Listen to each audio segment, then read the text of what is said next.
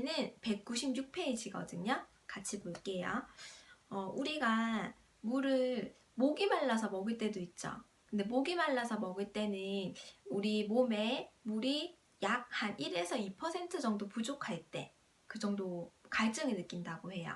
그리고 한 5%가 부족하게 되면 혼수 상태에 들어간다라고 하거든요. 그리고 그에 한 2배 정도 되는 12%가 부족하게 되면 생명을 잃을 수 있는 정도가 된다라고 하는데, 물이 얼마나 적은 양이지만 부족했을 경우에 몸에 일어나는 문제가 굉장히 크다는 걸 좀 알 수가 있죠. 실제 물만 먹었을 때 한 4주에서 6주 정도 살 수 있다라고 하거든요. 근데 물을 아예 먹지 않았을 때는 일주일 정도를 밖에 살 수 없다라고 나와 있거든요. 물이 지속적으로 공급되지 않았을 때 문제점 생각해보면, 우리가 뭐 맥주를 마신다든지 했을 경우에는 평소보다 화장실을 굉장히 자주 가게 되죠.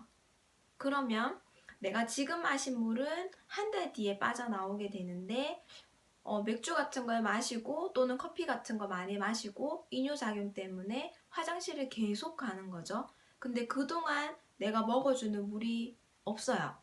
근데 지금 저는 살아있죠. 뭐 크게 아픈 데 없는 것 같고, 몸이 그 부족한 물을 어떻게 해결하고 있을까요? 우리가 진짜 큰 병에 걸리지 않고 살아있는 게 너무 신기하죠. 안 아픈 게 이상한 거죠. 물을 정말 많이 마셔야 되는 거고, 그리고 물을 우리가 끊임없이 공급받지 않게 되면요, 우리가 음식이나 공기를 호흡을 통하고 물을 마시고 많은 화학 반응들 신진대사가 일어나고 나서 그 뒤에 찌꺼기, 우리가 사실 계란 후라이 하나만 해 먹어도 계란 껍질이라고 하는 쓰레기가 만들어지죠.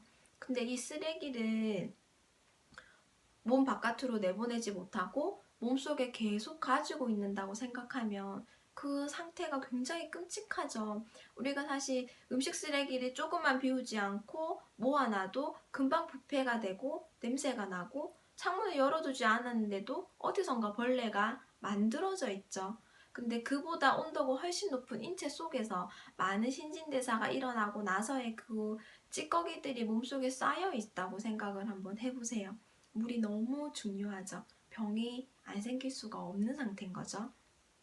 그래서 요즘에 많은 분들이 물을 조금 신경 써서 먹어야 되지 않나 라고 생각을 많이 하고 있는데, 그래서 한국소비자생활연구원에서 소비자를 대상으로 물에 대한 의식조사를 했어요. 그래서 한번 봤더니 마시는 물에 대한 의식조사를 했더니 순위 1번이 정수기물이었어요. 정수기물. 사실 우리가 예전에는 뭐 우물이라든지 지하수 물을 먹는다든지 하는 일이 발생했는데, 첫 번째로 정수기 물을 많이 선택한 이유는 뭘까요?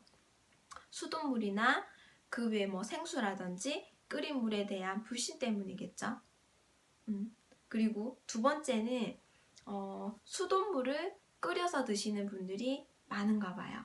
이거는 정수기에 대한 불신 때문에 수돗물을 끓여 드시겠죠. 그리고 세 번째는 먹는 샘물, 사서 드시는 거죠. 사서 드시는 분은 정수기 물이나 끓인 물에 대한 불신 때문에 사서 드시겠죠.